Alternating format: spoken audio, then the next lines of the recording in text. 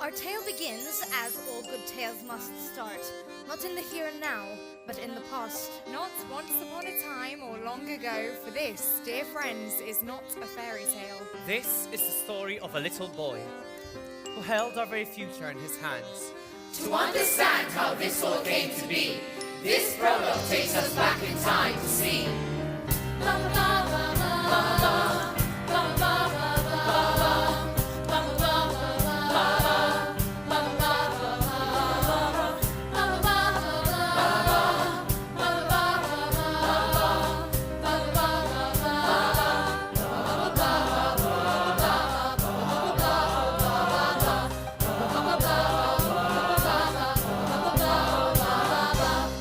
Gus Nightingale grew up secure and loved. His first 8 years of life were warm and safe.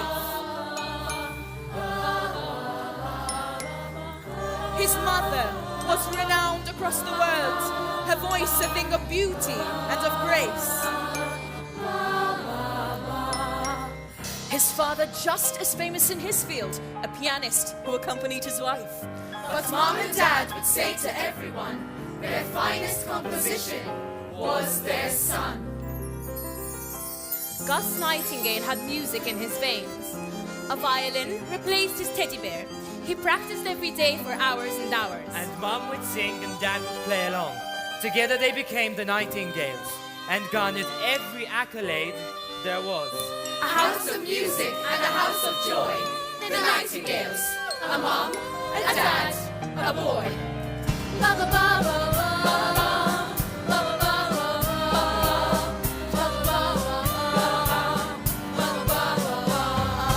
Alive with sound, the air would resonate. Music would fill the rooms and fill their hearts. Until one day, a hush fell over their home. His mother became ill and could not sing. Doctors came and hopelessly shook their heads. Gus played his heart out, hoping it would help.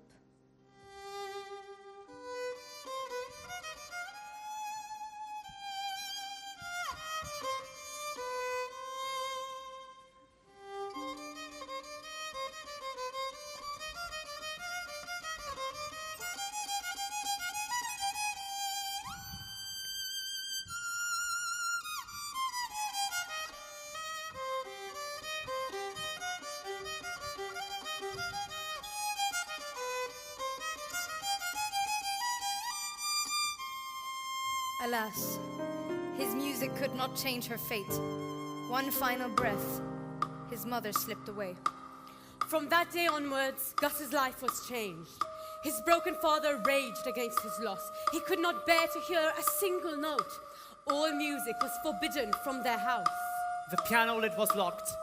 The key was lost. Sheet music ripped. The radio destroyed. His mother's records tossed into a bin and locked away his precious violin. The house which once had sung with life and light was now a shadowed, silent mausoleum. Gus tried to make his father smile again, but stony-faced, he simply turned away. Gus missed his violin with all his heart. At night, he played his music in his dreams. And on the way to school each day he'd stop and stand outside the locked up music shop.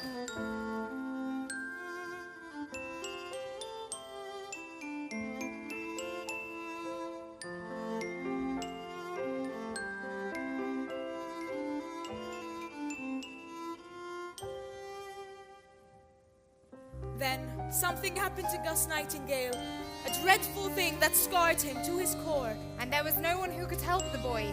His father was so locked away with grief. His mother just a fading memory, so Gus decided what was to be done.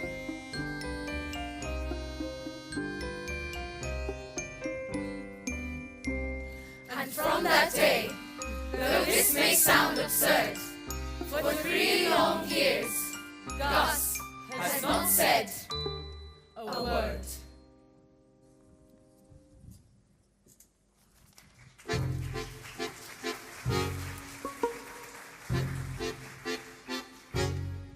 What's wrong with the boy, that miserable boy, so visibly tense? The silly disease pretense is his defense. Aha, and hence it makes no sense, 'cause look closely and see. that this is a sham. It happened too fast and quick, the boys to tick, this is a trick, cause he's not sick. And oh, the shame, when you can't even say your name. Oh, the pain, until the boy can learn to speak again. What's wrong with Gus? He's making a fuss, he's making a show. The boy isn't crazy enough with his mouth shut and his voice cut. The boys to walk, the boys are fraud. Instead of a yes, he gives you a look. The boys to leave, the boys to leave, the boys are free. Cause he can't speak at all.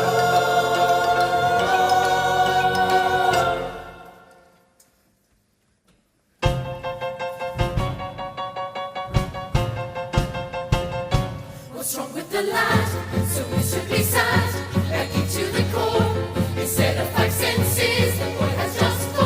Not a sigh, not a cry, not a gasp, not a shriek.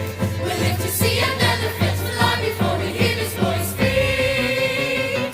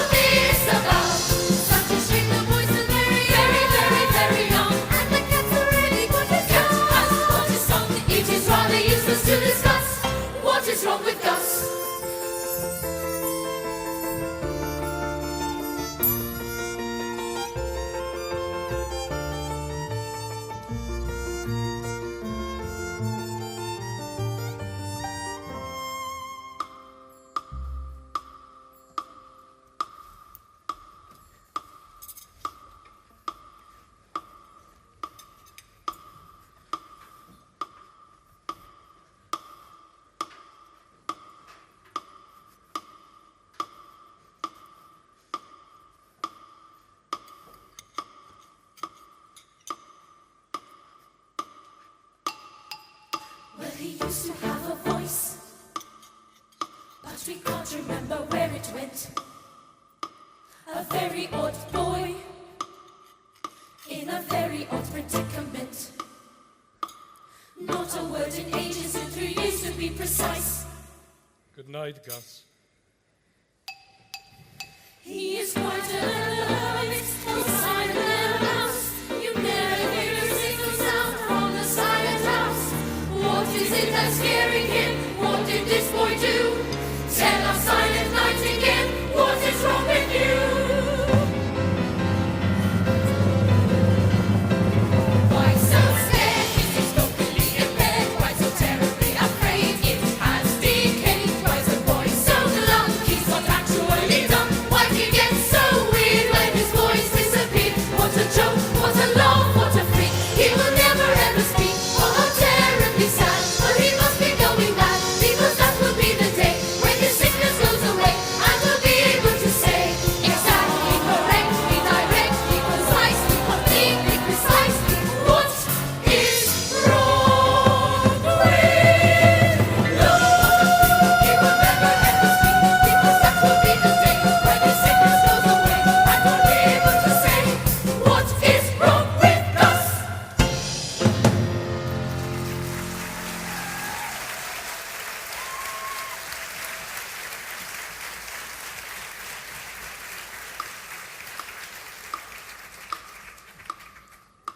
Safe, once again in bed, Gus breathes a sigh. Another silent day has been endured. A lonely supper in his gloomy house. A wordless father trapped inside his grief. No touch, or hug, or bedtime tale for Gus. No kiss goodnight, the way there used to be. He goes to sleep with hopeful thoughts within, that in his dreams he'll play his violin. But from his stubborn mind, a memory comes. The memory of that day 3 years ago. The day the very dreadful thing was done. Gus fights it, but the memory will out. Even in his sleep, Gus does not make a sound. But oh, the boy's twisting in his bed. Back to the day his confidence was crushed. Back to the day Gus Nightingale was hushed.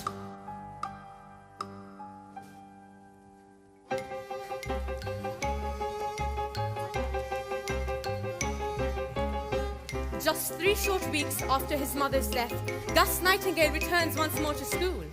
Today there are auditions for the choir, the famous school choir known around the world. Their singing is exact, precise, superb. No one would ever dare make a mistake. Gus longs to sing, to learn, to grow, to thrive, to keep his mother's memory alive. La la la la la. La la la la la.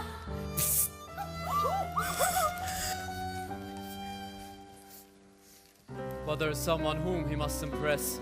A man who is not easily enthused. A man who rules with a baton of iron. Known as the maestro, he will make the choice. A bitter man with darkness in his heart. The maestro rarely speaks, but when he does, he knows exactly how to seize control. One single word can scar a person's soul.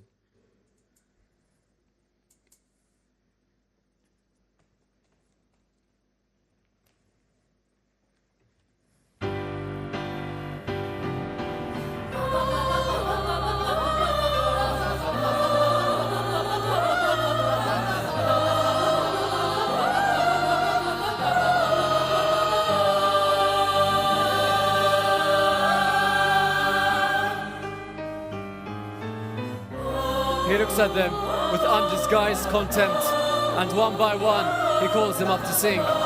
They falter, stumble, stutter, faint and cry. Not one is chosen, all are brushed aside, until there is just one voice left to hear.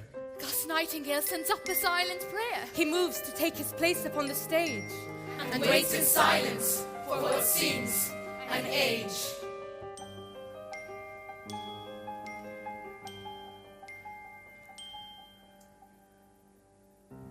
The maestro stares at him, then quietly says, Your name is Nightingale. Gus nods his head. Yes, sir. He says, Another silence falls. Your mother is a singer. Yes, she was. How hard it is for Gus to say that word. Ah, yes. I've heard the news about her death. Again, an awkward silence. Then, Begin. So Gus breathes deeply and he starts to sing.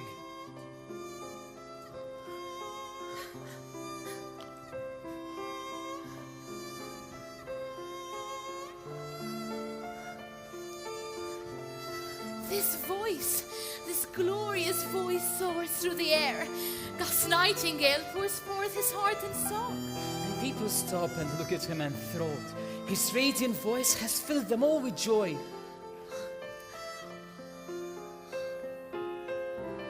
All but one man, the maestro, does not smile.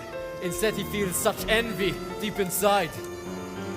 The jealousy and hatred grow until... Enough! He says. And everyone is still. Gus holds his breath as the maestro comes near. And what He says. was that supposed to be? Gus starts to say, it was my mother's song. But he's cut short. You call that a song? That screeching travesty was not a song. Your mother would be so ashamed of you. A voice like yours would make her memory blush. For all our sakes, no more.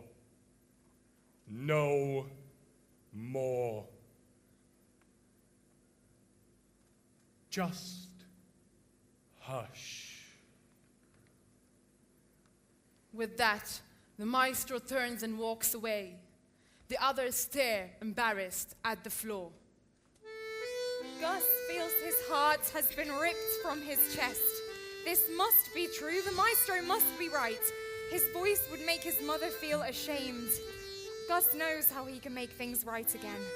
From that day on, his voice must not be heard. No song, no speech, no talking, not a word.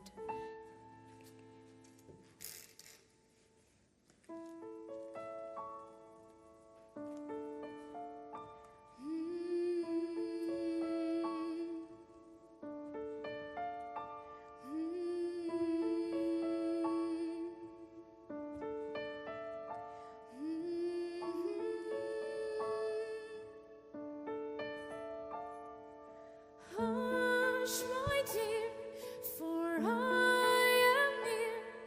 No need for fear, 'cause I am here. I'll hold you close, I'll hold you tight, I'll keep you safe all through the night. Because no matter where you are, just hear my voice, just hear my song for you.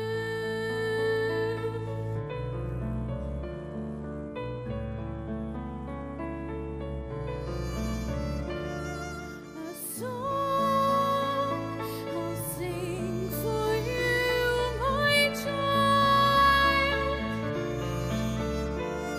A tune so gentle and so mild, to keep so safe inside your heart, to sing when we are far apart. Your voice don't hide in clouds of doubt. A flame that no one can put out. Because no matter what you say, your words are heard, your voice embraced. Always I listen. I'll be there when no one wants to listen. I'll be there when silence is your prison. When you sing, my eyes will start to glisten.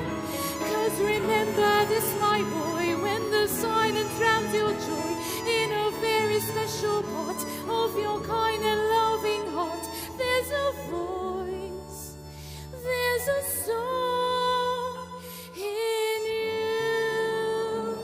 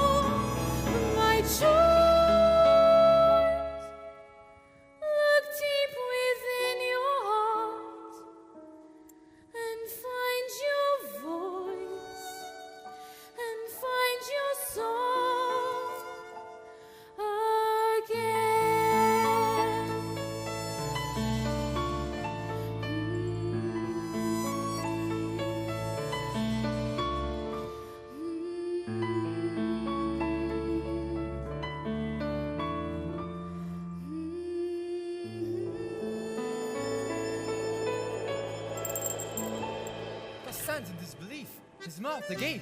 The shop is open after all these years. This must be a mistake. He rubs his eyes. Oh, no, the sign says open, clear as day. He peeps inside. It looks so safe and warm. He looks around. The street is quiet and dark. Before a voice can call for him to stop, he steps across the threshold of the shop. Just one small step between his world and this. A step which will forever change his life. The door behind him closes with a click, and Gus's eyes accustomed to the light. Maracas, bells, a piccolo, a horn. A ukulele and a double bass. Triangles, tubas, tambourines, a drum. A bust of Mozart looking rather glum. A metronome atop a music A box. stack of dusty scores as tall as Gus. Accordions according to their size. A balalaika balanced on a lute. Countless records and the gramophone. A one-night panta with a theremin. Gus hardly moves, his head begins to spin, for there before him is the violin. As in a trance, Gus reaches out his hand to touch the precious instrument, but then Up high, he spies a case with velvet lined, a crystal padlock fixed, no key in sight. And nestled safe within the little box reposes a conductor's pride and joy. a baton carved from finest ebony, inset with gold and lapis lazuli. This baton seemed to glow with radiant light. The more Gus stares, the brighter it becomes. And mesmerized, he moves to stand beneath. He swears he hears it whispering his name. He stretches out to try to touch the case. Alas, he isn't tall enough to reach. He needs a step to have a closer look, so builds one, stacking book on top of book. Gus carefully stands up on his makeshift step and on his tiptoes reaches up once more. His fingers touch the case, and as they do, he feels a throb of electricity. And from behind him comes a piercing voice. I wouldn't touch that case if I were you. Gus jumps with fright and as he spins around, He topples over, crashing to the ground. I really hate to say I told you so, the voice continues. but I told you so. From upside down, Gus Nightingale can see binoculars are trained upon his face. Don't say I didn't warn you, because I did. The voice goes on. And now you're in a stew. I'd put those books back neatly if I were you. Gus started to tidy up, filled with remorse. If you could just say sorry for this mess. Apology accepted. Says the voice, the light inside the shop is rather dim. It's hard to see the owner of the voice. Well, if you cannot see, then switch on the light. Gus thinks. What switch? To which the answer comes. The master switch. It's there, behind the drum. He flicks the switch and floods the shop with light and sees the voice revealed. Hello. It says, A girl with hair the shade of Clementine's. Binoculars are hung around her neck. She squints at him. Her eyes are silvery grey. Tip-tilted nose, firm chin, and upturned mouth. Gus thinks she seems a little strange, It's true. says she. But then, I'm not as strange as you. My name is Clementine Pickles. She says, I hate my name, it makes me sound so sour. And honestly, I'm not. I'm very sweet, or at least I think so. Surely that's what counts. So, since you're here and since you know my name, I think it's only fair you tell me yours. Gus cannot speak. He feels himself turn pale. Oh, what a glorious name. Gus Nightingale. how did she know his name? Did he just speak? I heard you loud and clear, Gus Nightingale. Gus stares in shock. He hasn't said a word. I heard your inner voice. It's really rather loud. Gus can't believe his ears. How can this be? Oh, please don't shout. There really is no need. Clementine Pickles smiles and pats his knee. I'm glad you're here. Now, would you care for tea? I'll take that as a yes. Says Clementine. Just make yourself at home, and while I'm gone, perhaps you'd like to put those books away. Gus nods his head and thinks again. How odd this is. Ooh, not odd at all, in fact. The answer comes. Your voice is pure and true, Gus Nightingale. Not everyone can hear it, but to me, it's crystal clear. Now, would you care for tea? Let's find a tea. Gus takes a book to place upon the shelf and sees its title written golden leaf, the Hallelujah Chorus. That sounds nice. He opens up the score and suddenly...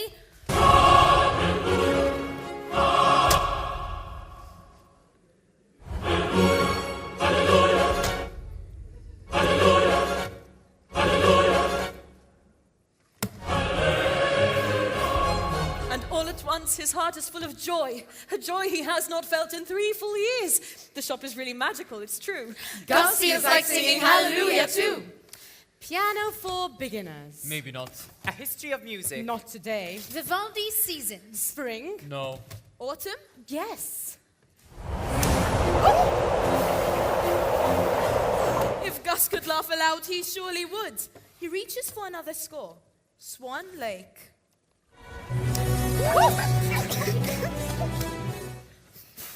The Carnival of Animals by Samson.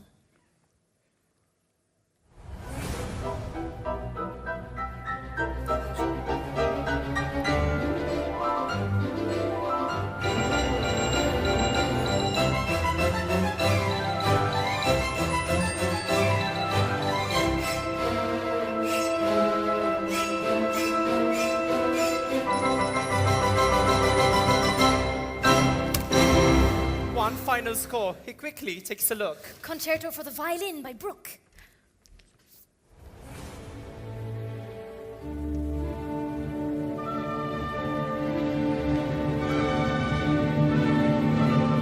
I fear you'll find it hard to play the Brook on that. Says Clementine. For as you see, it has no strings. Gus goes to put it back. Oh, keep it if you like, please. Take it home. Gus shakes his head. His father had been clear. No music in the house of any kind. Ah, yes, of course. Says Clementine. Your father would refuse. Well, you can come here any time you choose. This shop is full of instruments, you see, but all are broken, all were thrown away. Because they can't be played, I tossed aside. But I just couldn't bear to see them lost. And so, I made a home here for them all. Gus wonders where she finds so many things. In attics, bins, and in the garden shed. So, milk, one sugar. Is that what you said, Heath? Seems you're rather struck by that baton. Gus cannot seem to tear his eyes away. It draws him like a flame. Well, yes, it would. It's really rather special. Very old and very precious, too, by all accounts. Gus longs to hold it. I'm afraid you can't. His fingers twitch, remembering the shock. You're not allowed to touch it, hence the lock. Gus wonders if it has some magic power. Oh, well, that's rather fanciful. Says Clementine. Although, I'm sure if it could talk to us, it would have many splendid tales to tell. Before you ask, I haven't got the key. The case is locked and it has been locked for years. My orders were to keep it safe and sound. Some sort of anti-giggle, I'll be bound. Gus thinks it can't be very challenging to keep the baton safe, for after all, the shop is always closed. You'd be surprised. I may not know its secret, but as sure as eggs is eggs, someone out there does. And rest assured that someone would not let a padlock stand between them and their prize. With that she sniffs and sips her tea and sighs. Gus fears he has offended Clementine. They sit in silence, finishing their tea. I'm not offended, just a tad perturbed. You see, you're right. This shop is always closed, and yet today it's open. And you're here, and I'm not really sure why this should be. As Shakespeare said, I feel it in my thumbs. I do hope nothing wicked this way comes. Why have a shop that's always closed, Gus thinks? That doesn't seem to make a bit of sense. Well, as you may have gathered, dearest Gus, this shop is not a normal sort of place. For one, it's never made a single sale. For two, it's full of things nobody wants. I've never had a customer here before until today, when you walked through the door. We need the secret rules, Augustus dear. Augustus, what a truly noble name. You know it's from the Latin meaning great. Gus nods his head. When he was very small, his mother used to call him Gus the Great. A name to grow into, she always said. Oh, you're lucky. Gus the Great is awfully grand. My name means man, which makes me sound so bland. Ooh, where did I put it? Ooh, let's look under here. Oh, no luck. Ooh, perhaps it's in this little drawer. For goodness sake, this place is such a mess. Well, don't just sit there, Gus the Great. Quick fix. Gus starts to help her with no real idea what he's looking for, when suddenly... Aha! She says and grabs a tiny book. The secret rules. Now, let me have a look. Terms and conditions, data protection, privacy policy. 10 signs your pet tiger's plotting to kill you.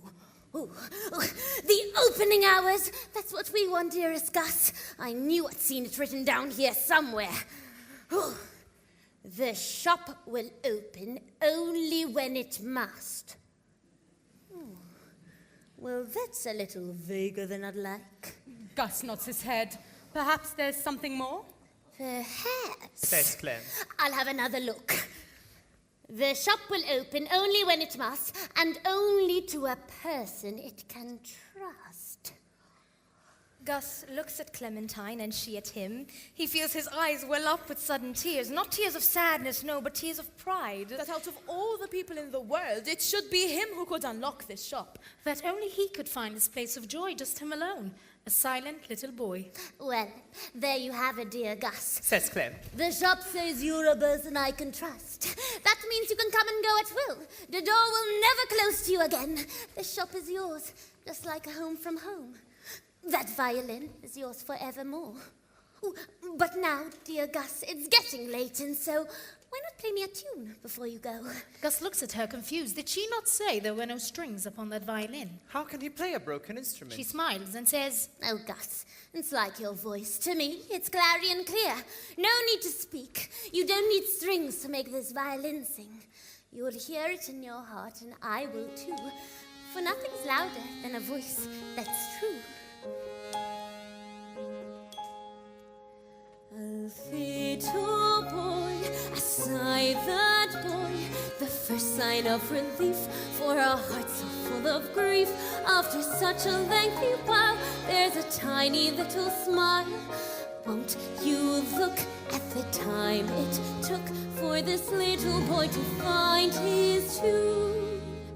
The voice of a little boy, I sigh that boy, can make the loudest sound, the most pure, most profound. For this heartfelt honest song, I have waited oh so long. This sweet surprise, so high it flies, a song so full of joy from a silent boy. Okay, now that's quite enough. I need to close. The day is done. Time is short. You need to go. You've had your games. You've had your fun. But it's not late. What's that you say? Can I say more? Don't be upset. I like it here. I'm glad you do. Now on your way. Not another word.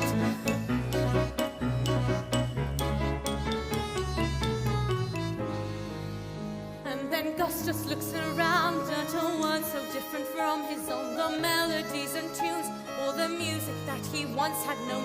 Scared to leave all this behind and go back to his dad. To a silent house that's now his home. In a silent world, he's all alone. Now, Gus the Great, it's really time to go. Your father will be wondering where you are. Don't think like that, he loves you very much. So, off you go, quick 6, and rest assured tomorrow we can do this all again. So, Gus gets on his bike and waves goodbye. He feels his broken heart begin to mend. Gus Nightingale has just made a new best friend. A clarinet without its reed, or a harp without its strings. A group of untuned violins, that's when a symphony begins. Broken chords and broken tunes, safely stored inside these rooms, can produce such soothing bliss, the sweetest music, just like his. Like this little boy, the silent boy, can make the loudest sound, the most pure, most profound. For this heartfelt honest song, I have waited oh so long. This sweet surprise, so high it flies, a song so full of joy from a very quiet, very silent little boy.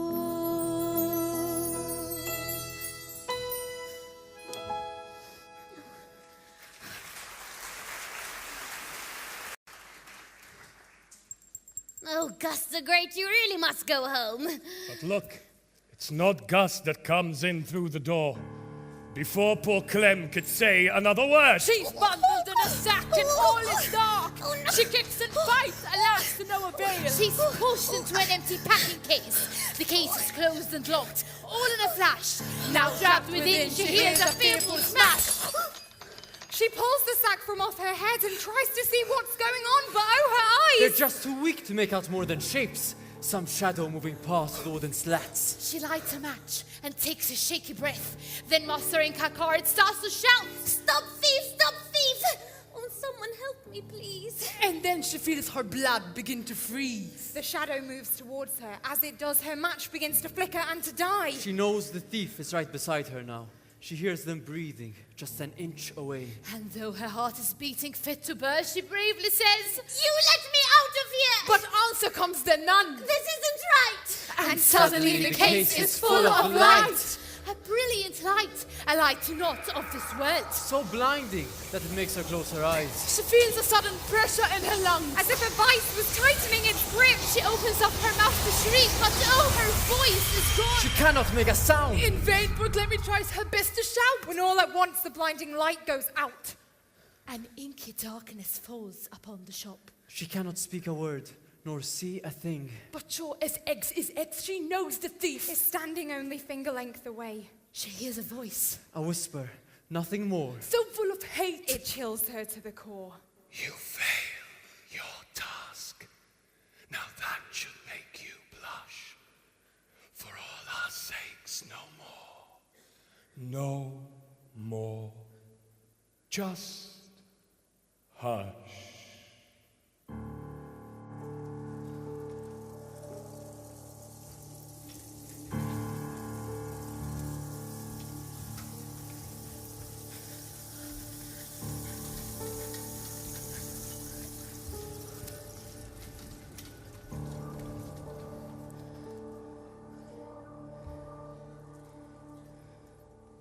Stillness, darkness, on a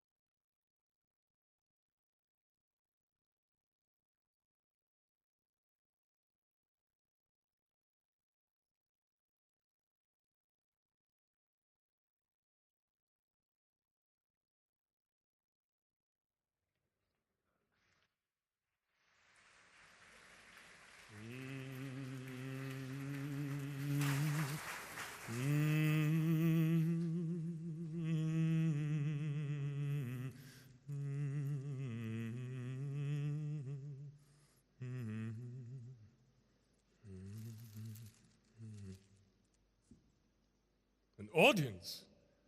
Well, you are early for the performance, but welcome nevertheless. Gus Nightingale. What a disagreeable surprise. I expect you've raced here from your little friend's shop. Did she tell you what happened?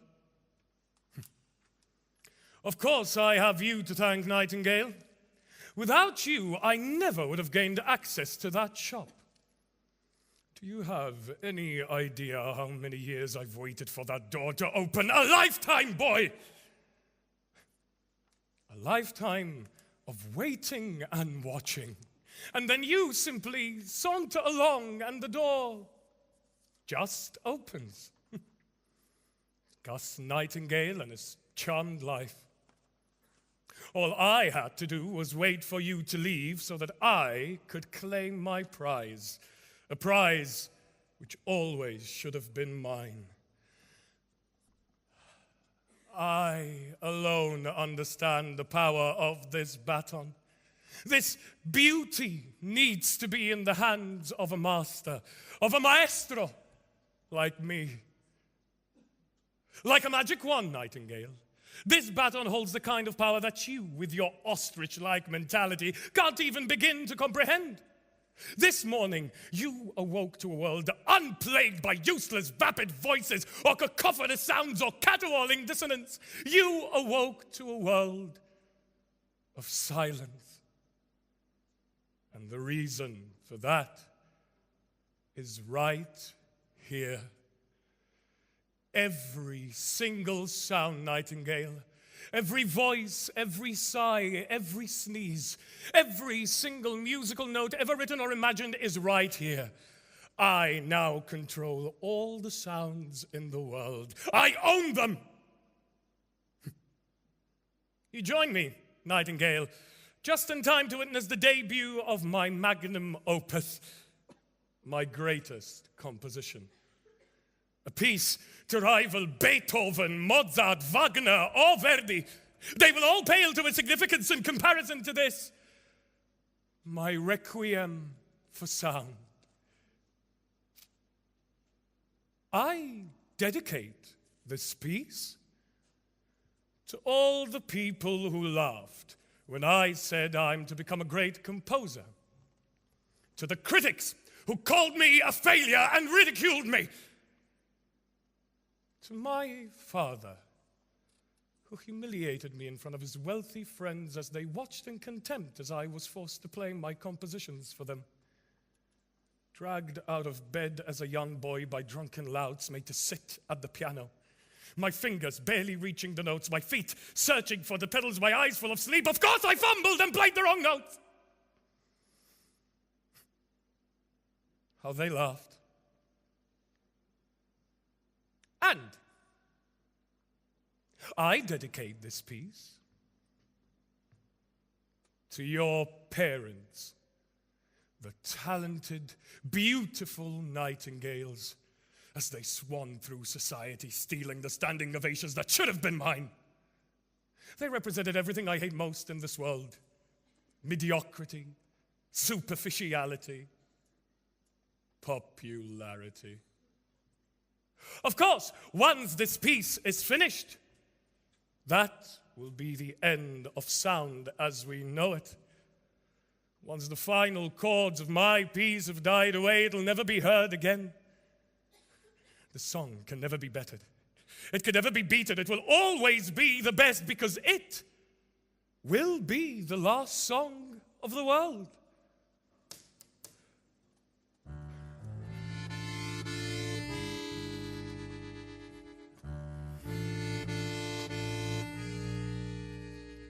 The chirping of a singing lark, the clinking of a champagne glass, the crackling of an open fire, the strumming of a graceful lyre.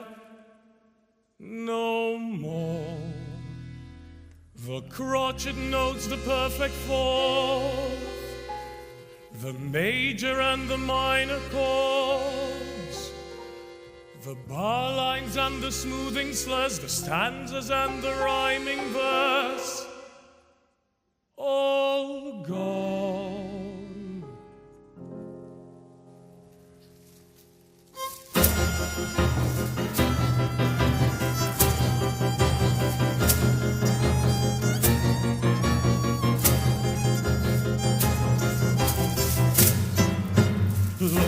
and how the world is shaken, yet the roar of the protest I can't hear.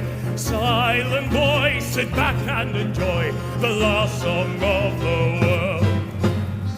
Hear the notes, the melodies of silence. Hear the tunes of an opera you can't sing. This will be my symphony, the last song of the world. Stop the talking, the crying. No more whining, no sighing. Just a spirit, a distant echo, a requiem for sound. For one last song, for one last time. Hear the song, the tune divine, the sound so strong, entrapped all mine. The thunder will not roar and the wolves will howl no more. No chance of an encore, cause there's nothing left in store. It's the last song of the world.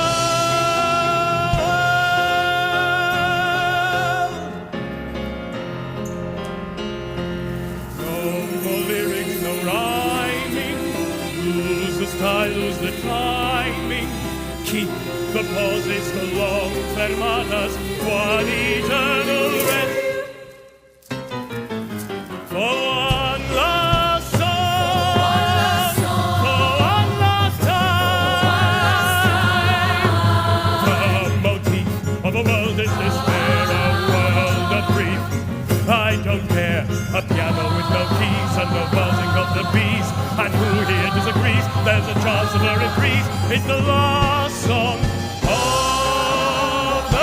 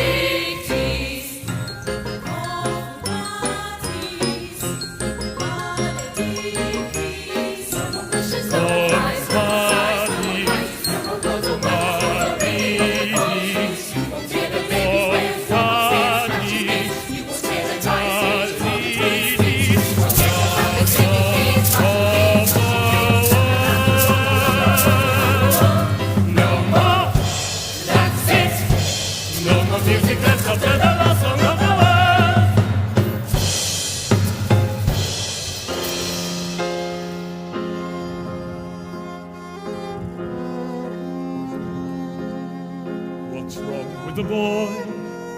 This miserable boy, a boy overlooked. He played his music, his art, his soul and his heart to an ignorant crowd, ungrateful and loud, who listened to trash of the lowest degree, to noises of discord with no time or key. The world is to blame, the world got it wrong to put me second place. To a nightingale song. Hush, little baby, don't you cry, 'cause mother can't sing you a lullaby. Look at the world without a choice. Look at the maestro who stole your voice.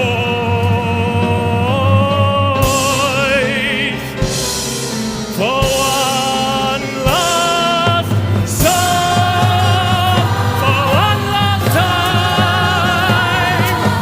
Hear the song, the tune divine, the sound so strong, it trapped all mine. The motif of a world in despair, a world of grief. I don't care, screams and cries, laughs and sighs. No more questions and no replies. It's the last song of the world.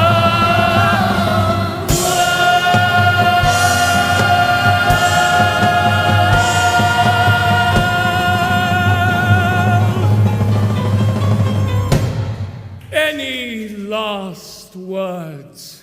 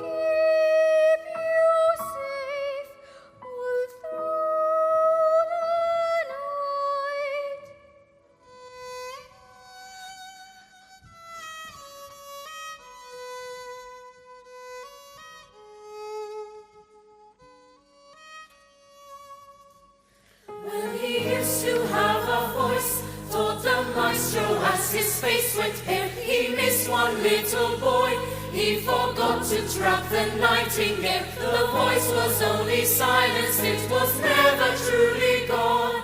But buried deep within his soul, a voice the maestro never stole. When the world stood in a hush, with its sounds and noises snatched away, the maestro thought his plan had worked, but Gus the Great had more to say, to break the spell of silence, to reverse the maestro's curse. One true voice is all it takes, one pure voice, the silence breaks.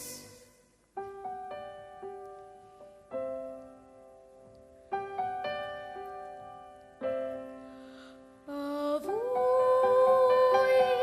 silent for so long, locked away for years, no longer. A voice from a heart that's pure, from a heart that's true, it's stronger. All my words and all my songs, all the things I would not say, tunes were lost, songs unsung. In the night, I found them again. Why be scared? Hide light in shade when the sweetest tunes I hear time plays. From a heart that's pure, from a heart that's true, it's stronger. Listen, Listen, I will sing when no one wants to listen. Listen. I will sing when silence is my prison. Listen. I will sing an honest composition. Hear me, mother dear, hear me singing loud and clear. Hear me talking, hear me shout, hear me singing loud, without fear, without doubt, without fear. Listen, listen. Quiet, I will sing when no one wants to listen. silence. I command you, nightingale, be quiet. Hush, boy, you can't stop the music's demolition. I will Silent boy, you're nothing, boy. Just a little song, you won't sing for very long. No more music, just quiet. Look, a silent voice riot. I'll have my victory, I'll have my triumph, I'll hush you,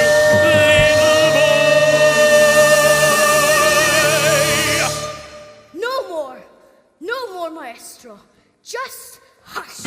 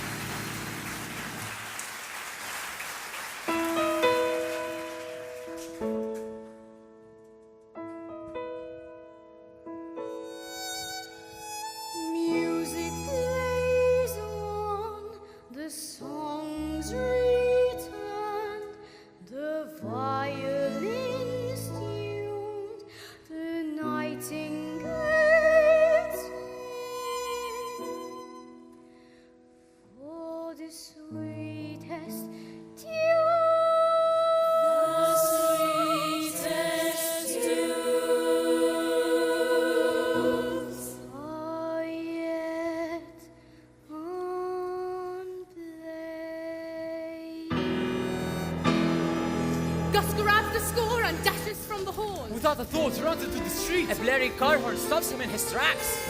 An angry voice! Get off the road! It shouts. Gus stands and stares. A horn, a voice, what else? A clock! A dog! Alarm! A bird! A cry! The sounds are back. His eyes begin to shine. He has to make his way to Clementine.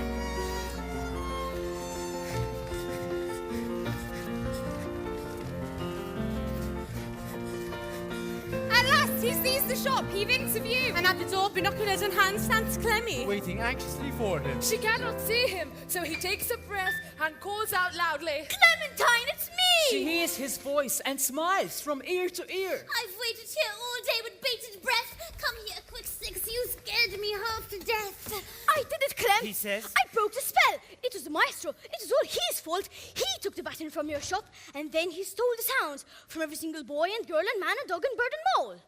Do moles make sounds? I'm not sure if they do. But anyways, he hijacked every noise. Except, of course, he didn't steal my voice. Well, I think he forgot I had a voice. It's been 3 years since I last spoke. So there he was, all lost song of the world. And I was sitting there just petrified when all at once I heard your voice, dear Clem. Do you remember what you said the day we met? You'll hear it in your heart, and I will too, for nothing's louder than a voice that's true. I tried to focus on the voice within, to hear my mother's voice. She sounds like you. The voice began inside my heart, but then before I knew it, I was singing, Clem. My voice was real and loud and strong and true. I hardly could believe it was me. The maestro looked in shock. His face turned sour, and the magic baton lost its power.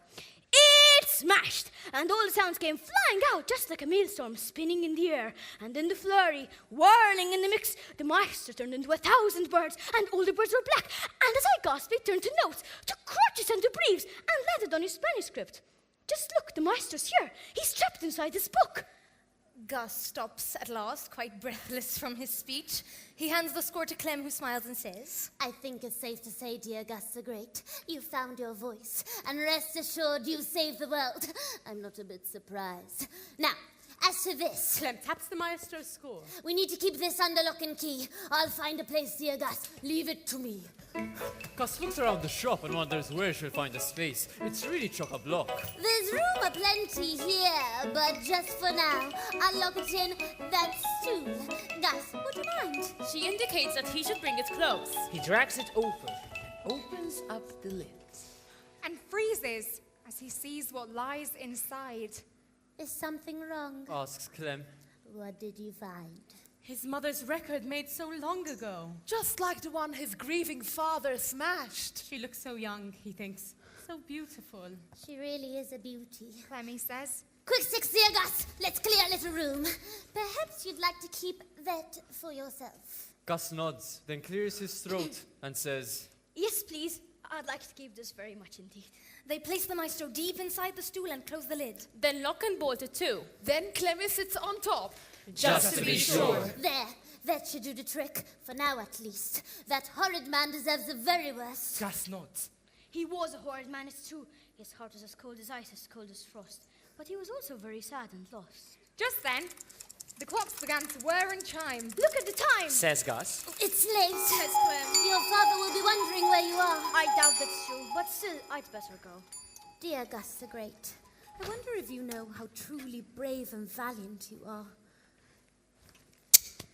Gus shyly smiles and moves towards the door. One final thought, he turns around once more. I'll come tomorrow, Clem. But what's this? The shop is closed. The door is locked again. No light inside. The window's dark and dull. Clemmy! He calls and bangs upon the glass. He peers inside. Where are you, Clem? He says. Please open up. Don't disappear again. But even as he says the words, it's clear that Clementine's gone. No longer here.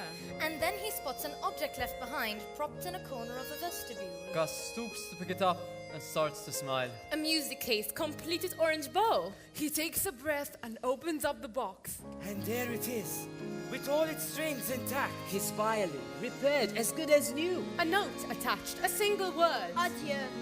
And at the back, a longer note for Gus.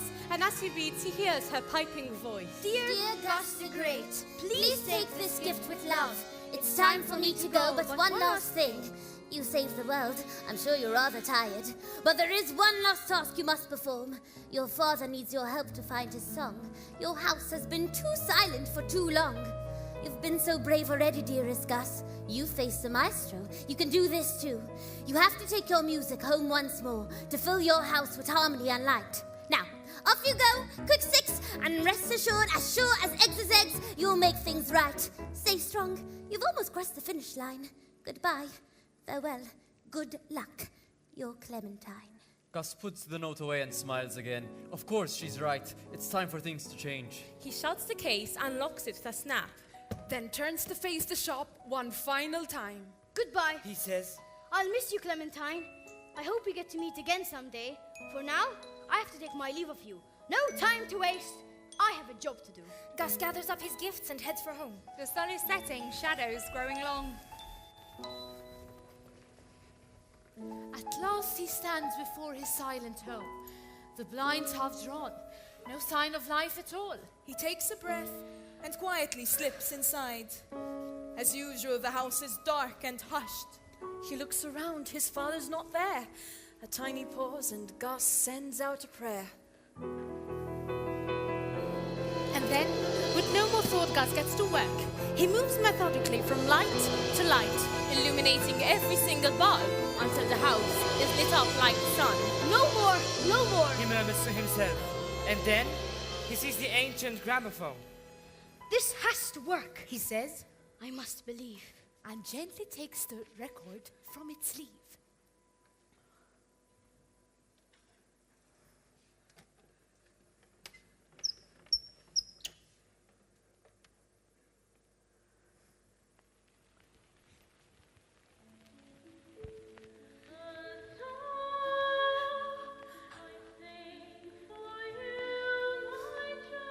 Gus listens to his mother sing, and then he quickly moves towards the violin. He lifts the instrument and takes the bow, then moves to stand beside the gramophone. A smile, a breath, and Gus begins to play. 2 nightingales together, once again.